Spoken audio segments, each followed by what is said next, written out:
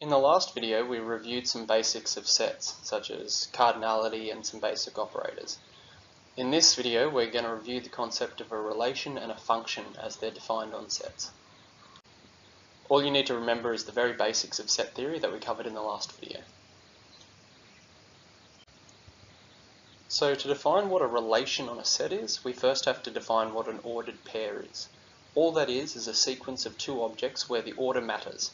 So this pair xy is not the same as the pair yx, unlike when we normally talk about sets where any group of things is equivalent. Then we can define what we call the Cartesian product, which you should have seen already before, which is this A times B style operation, which is defined on two sets, and it is a set of all of these ordered pairs such that the element from the first element in the pair is one of the elements in the first set, and the second element in the pair is one of the elements of the second set. And the Cartesian product is defined as all of the possible pairs that we can make from A and B. Then, a binary relation, binary because we're talking about between two sets, just like addition and subtraction are binary operators. All a binary operation is some subset of the Cartesian product.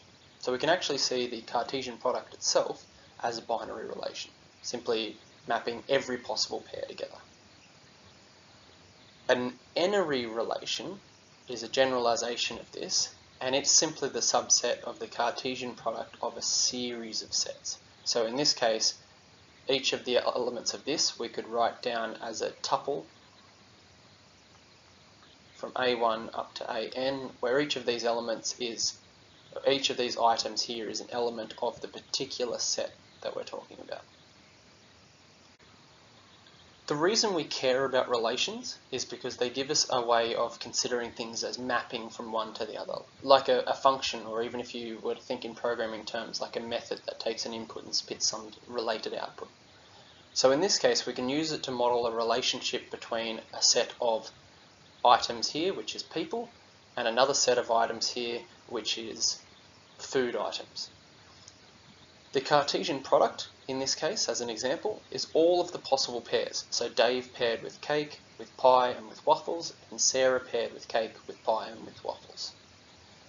So we could define a number of possible relations on that, and one that might make sense is the relation likes. So in this case, if an element is in the relation, it means that the person likes the item that they're paired with. So in this case, Dave is a bit of a health nut, only likes apples, whereas Sarah is not very picky and likes everything.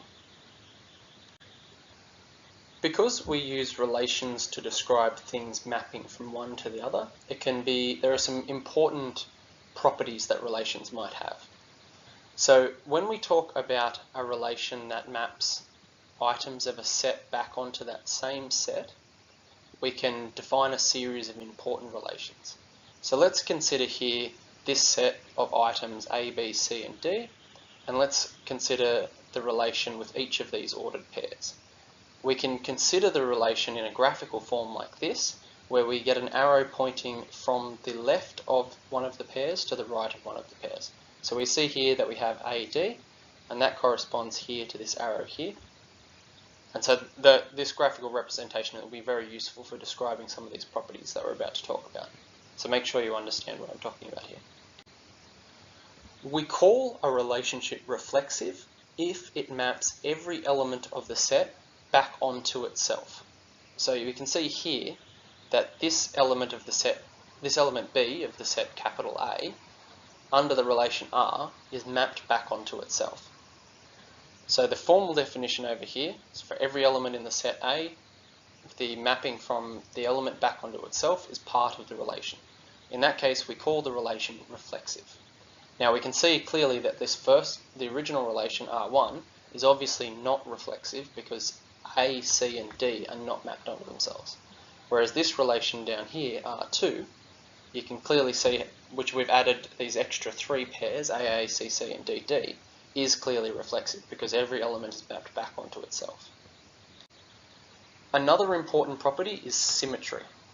Symmetry simply means things being the same backwards as they are forwards. So in the case of relations, it means that if we are mapping an element x onto another element y, then we must also map the element y back onto the element x. In that case, it's symmetric. So the first relation that we have here has a symmetric mapping between A and C, because A is mapped onto C and C is mapped onto A. But overall, R1 is not symmetric because we do have a mapping from A to D, but we don't have a mapping back from D to A. We can see that the smallest amount of extra elements that we need to add to the relation is 1 in order to make it symmetric, and that we just map D back onto A. And now this relation is symmetric because every element that is mapped, every pair of elements that are mapped to each other are mapped back in the reverse direction as well. In this case, we call R2 symmetric. Another important property of relations is the idea of transitivity. So if you think about the greater than operator, we think about the relationship between items as being greater than each other. If 5 is greater than 4 and 4 is greater than 3, then we know by the transitive property that 5 is greater than 3. So all that transitivity means is that if we have in some arbitrary relation x mapping to y and we have y mapping to z, then under that same relation we must have x mapping directly to z. So the idea is that if x is somehow related to y and y is related under the same relation to z, then x must also be related to z. Otherwise, we say that the relation is not transitive. So we've got the formal definition over here on the left, but if we look at our set A in our relation R1, which is the same one we've used before, we can see that it's not transitive, because we can see that under this relation we consider C related to A, and we consider that A is related to D, but we haven't considered in this relation that C is related to D. So R1 is not a transitive relation. However, if we add the relationship, if we add C mapping to D to the relation and get a new relation R2, we see that this one is transitive, because every pair where we map one element onto another, that second element onto a third, then we map the first element onto the third directly. Finally, to combine all of these things, so if you haven't got a bit of a grasp on reflexivity, symmetry and transitivity, I'd go back over the last couple of slides and watch them again, because this next concept of relations depends on those ideas. So we call an equivalence relation, a relation an equivalence relation if it is at the same time reflexive, symmetric and transitive. The idea being that these three properties are important in order to be able to say that we have some relation that says that items are somehow equivalent. So obviously items have to be equivalent to themselves, so that's why we need it to be reflexive. Obviously, if one thing is equivalent to another, it doesn't make sense to say that that thing is not still equivalent back to the first, so that's why we need symmetry. And obviously, if one thing is equivalent to a second thing and that second thing is equivalent to a third thing, then obviously the first and third things must be equivalent. So that's why we need the transitive concept.